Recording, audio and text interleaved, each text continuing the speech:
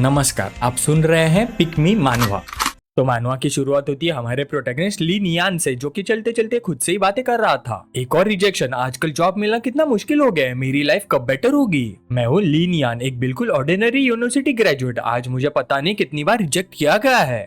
Recruiter बोला हमें सिर्फ हार्डवर्किंग लोग चाहिए, कोई छुट्टी नहीं मिलेगी, कभी भी कॉल करेंगे तो अवेलेबल रहना होगा, और तुम्हारी सैलरी एक्सपेक्टेशन बहुत ज्यादा है, हमारी कंपनी के लिए सुटेबल नहीं है।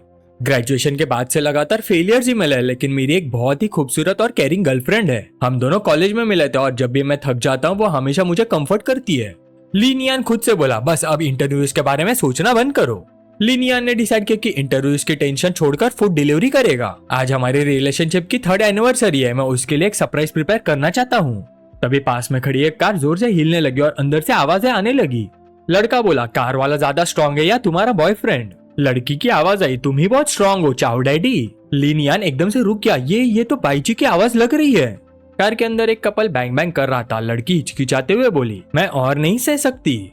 ली नियान के दिमाग में उसकी बातें गूंज रही थी, वो बहुत स्ट्रांग है, मेरा बॉयफ्रेंड, लगता है बाहर कोई खड़ा है। अंदर वाला आदमी हंसकर बोला इसे तो लाइव स्ट्रीमिंग कहते हैं ना, चलो कंटिन्यू करते हैं, काफी थ्रिलिंग लग रहा है। कार के बाहर खड़ा ली नियान गुस्से से कांप रहा था, सच में ये बाईची ही है। तभी अचानक उसका फोन बज उठा, बेटा फोन उठाओ। ली नियान हैरान हो गया, माँ इतनी रात को क्यों फोन कर रही है। उसकी माँ घबराहट में बोली तुम्हारे पापा और तुम्हारे कजिन की हालत बहुत सीरियस है, जल्दी इमरजेंसी रूम आ जाओ। ली नियान घबरा कर बोला माँ प्लीज पैनिक मत करो, मैं अभी आ रहा हूँ। उसने हाथ में पकड़ा केक सीधा जमीन पर फेंक दिया, मैं उस धोखेबाज कपल को कभी नहीं छोड़ूंगा। सीन सीधा नंबर 1 सेंट्रल हॉस्पिटल पर शिफ्ट हो गया। डॉक्टर ने कहा फिलहाल आपके हस्बैंड और नेफ्यू दोनों डीप कोमा में हैं, उनके ब्रेन की कंडीशन डेथ के बहुत करीब पहुंच चुकी है, लेकिन अभी उनकी वाइटल साइंस स्टेबल है। रिसेंट दिनों में हॉस्पिटल में ऐसे बहुत सारे पेशेंट्स आए हैं, हमारी एक्सपर्ट टीम कोमा की वजह अभी तक ढूंढ नहीं पाई, फैमिली को मेंटली प्रिपेयर रहना चाहिए। बाद में ली नियान वहाँ पहुंच गया, उसके पापा और कजिन दोनों कोमा में पड़े थे। उसकी माँ रोते हुए बोली तुम्हारे पापा और कजिन अचानक कोमा में चले गए, अब हम क्या करें। कोई पास से बोला उन्हें इतने गेम्स नहीं खेलने चाहिए थे, अब देखो क्या हो गया। एक पड़ोसी बोली मेरा बेटा भी वीडियो गेम खेल रहा था, अचानक वो भी कोमा में चला गया, मैं गेम की कंप्लेंट करने गई थी लेकिन कोई फायदा नहीं हुआ। पुलिस ने कहा सर्वर्स ओवरसीज है इसलिए गेम को ब्लॉक नहीं कर सकते, बस गेम हेलमेट्स तोड़ दो। लेकिन अगले दिन उनके घर के बाहर एक नया हेलमेट फिर से आ गया।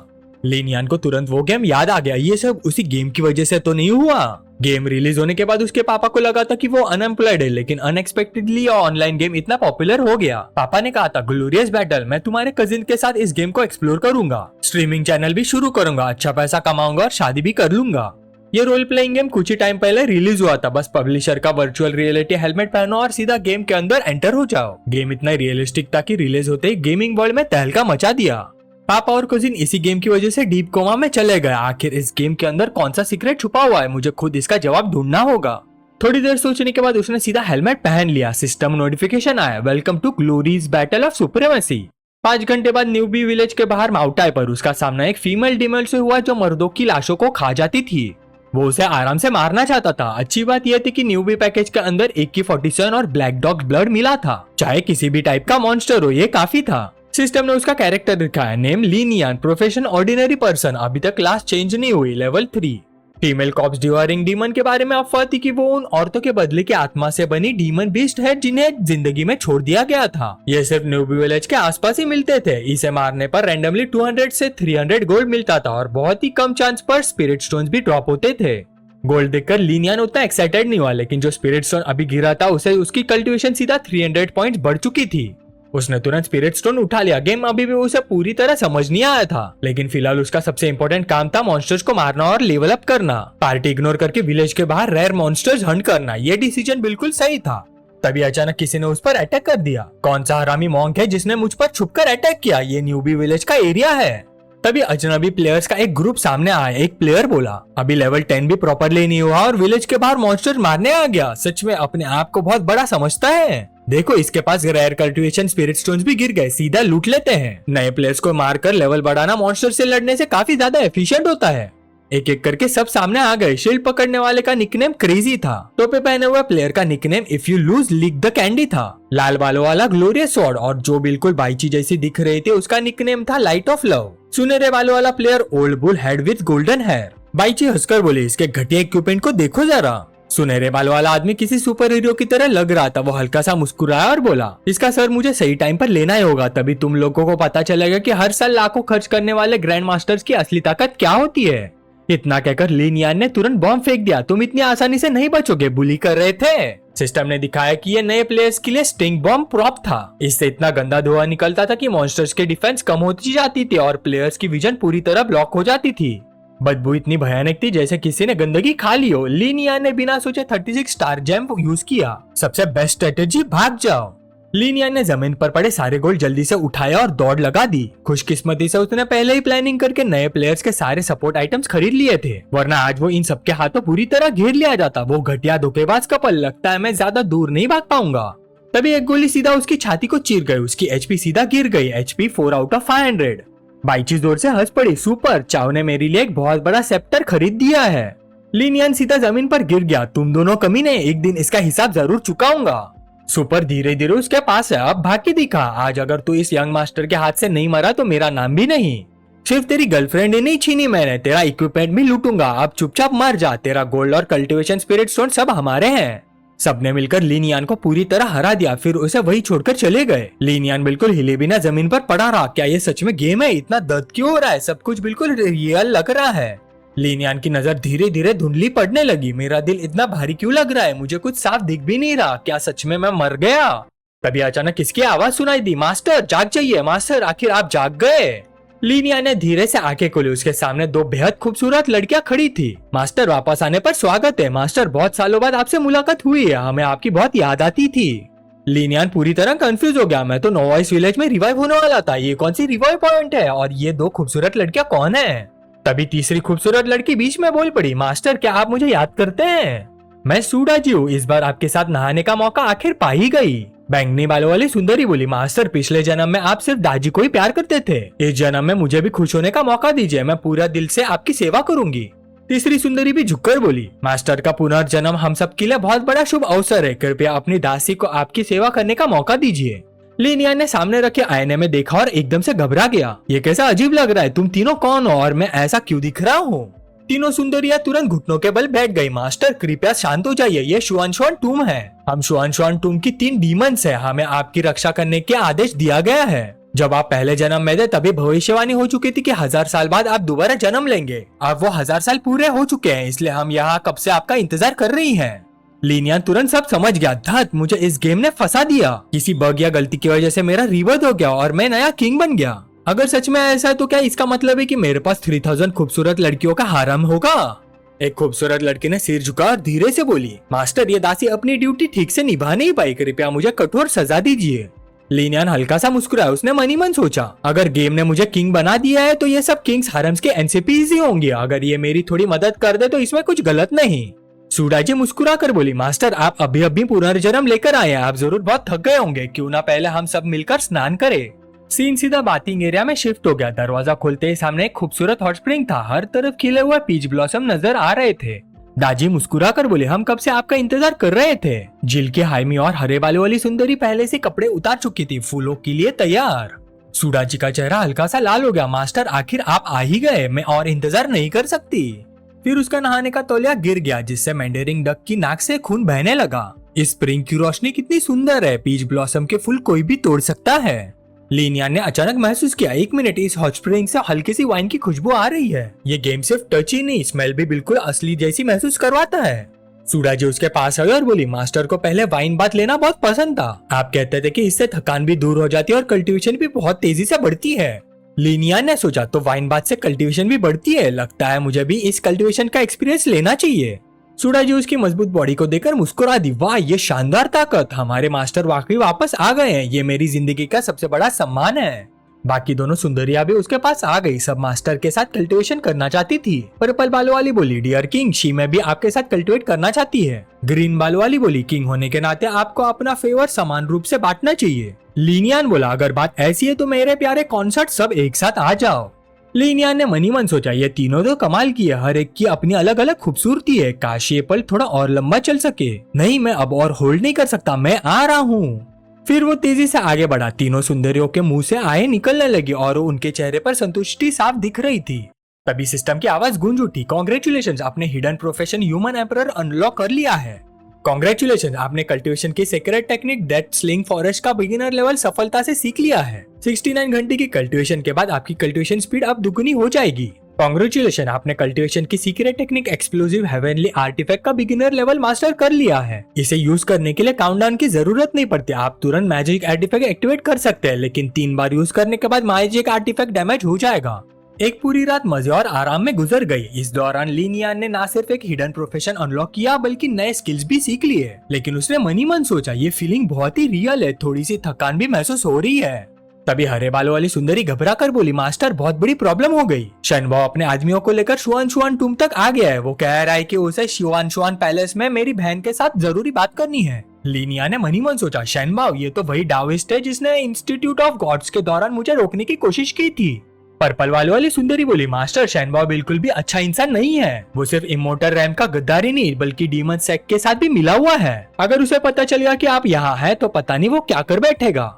सुडाजी ने तुरंत अपनी सीक्रेट ट्रेजर टेक्निक एक्टिवेट की। मास्टर, मैं अपनी मैजिक से कुछ देर के लिए आपकी प्रेजेंस छुपा देती हूँ, कृपया मेरे साथ शुआन पैलेस चलिए।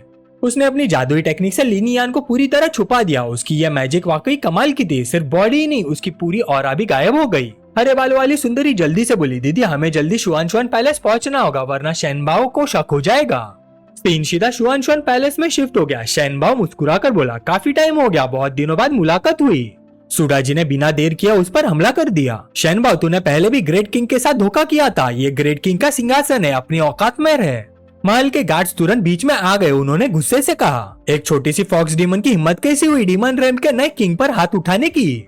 सुडाजी की आंखों में गुस्सा चमक उठा, एक छोटा सा कीड़ा भी इतनी हिम्मत करता है।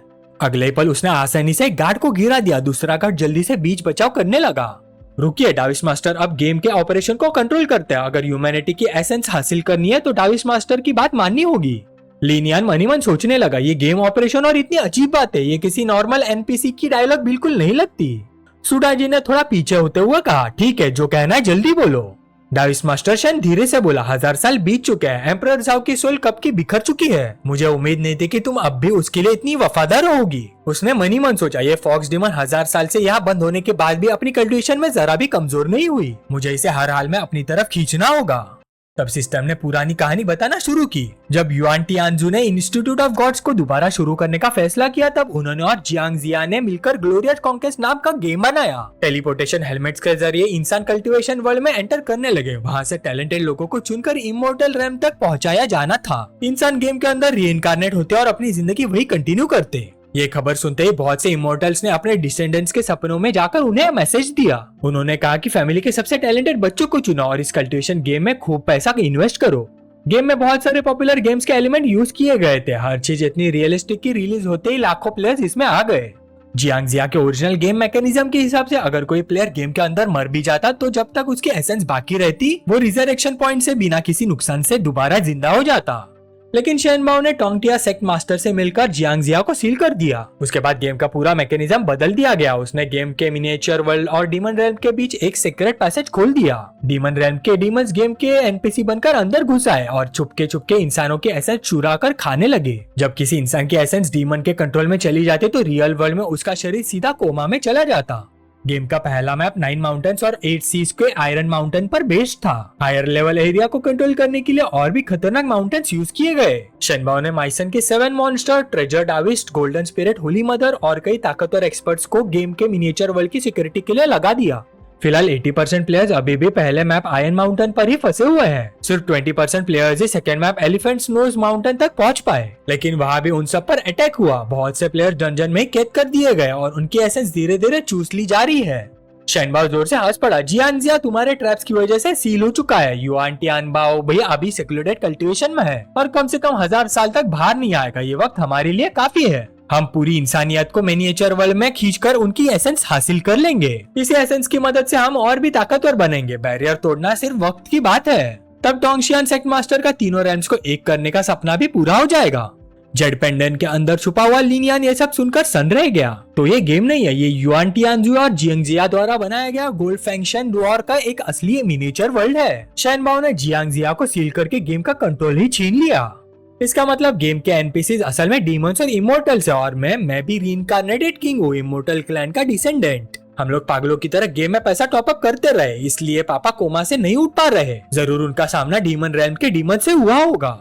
तब शेनबाओ ने सुडाजी की तरफ देखकर पूछा, मुझे याद है मरने से पहले एम्परर शिन ने कहा था कि वो 1000 साल बाद दोबारा जन्म लेगा। क्या तुम्हें उसके बारे में कोई क्लू मिला है? ह्यूमन एम्परर की एसेंस बहुत ही रेयर होती है, अगर कोई उसके सोल एसेंस को निगल ले तो उसकी कल्टिवेशन सीधा एक नए रैम तक पहुंच सकती है। चाहे तुम कितनी भी वफादार क्यों ना हो, तुम्हें यह समझना होगा कि सबसे इम्पोर्टेंट चीज क्या है।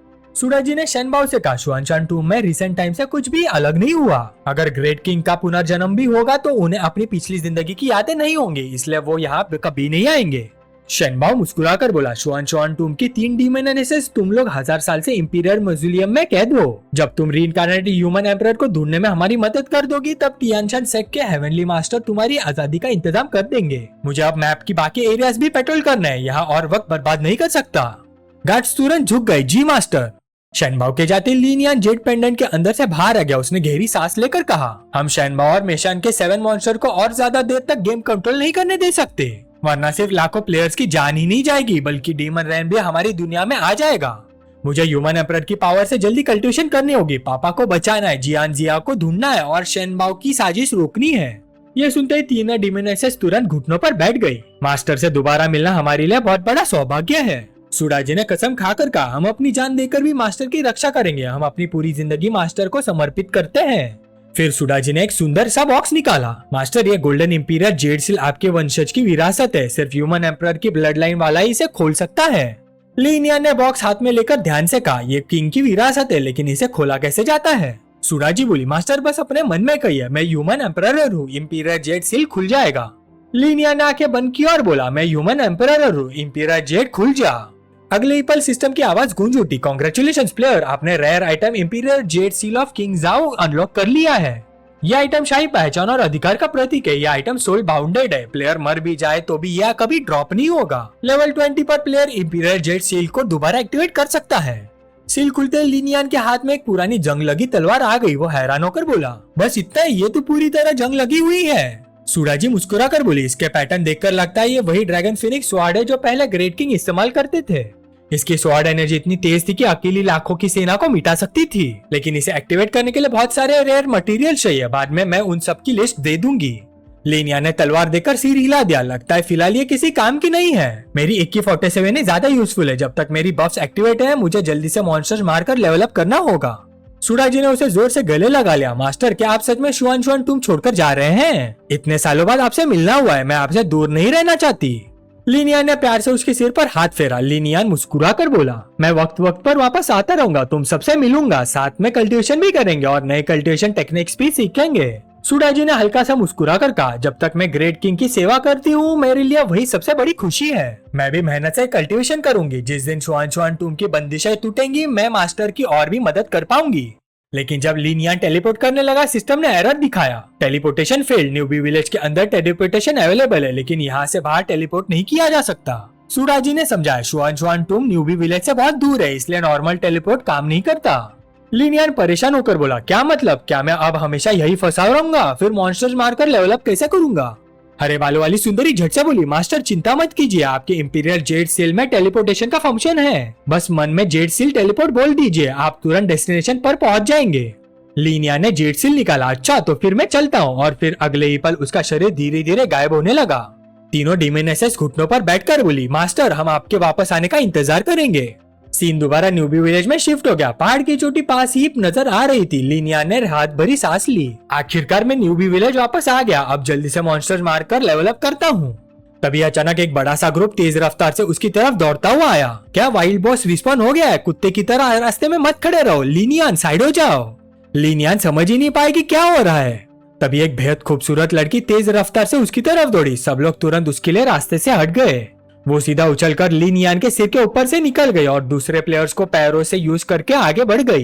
बाकी आदमी गुस्से से चिल्लाने लगे, उस लड़की ने मुझे पैरों तले कुचल दिया, हमें स्टेपिंग स्टोन समझ रखा है क्या?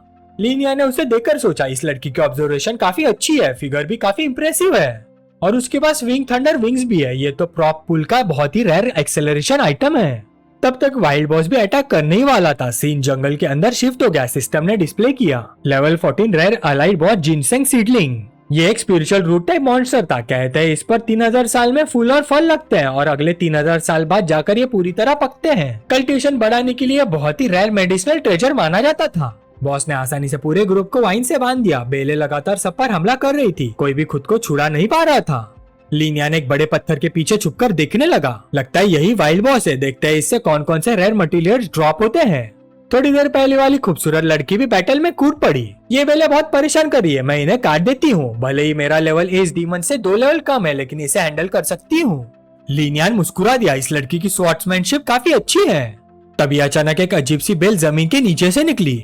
उसने एक साथ लीनियान और उस लड़की के पैर लपेट लिए। दोनों को जोर से खींचकर एक साथ ला दिया। दत्त, मैंने सोचा भी नहीं था कि जमीन के नीचे भी वाइन्स होंगी। लीनियान को रिएक्ट करने का मौका ही नहीं मिला। मैं इतनी दूर खड़ा था फिर भी पकड़ा गया।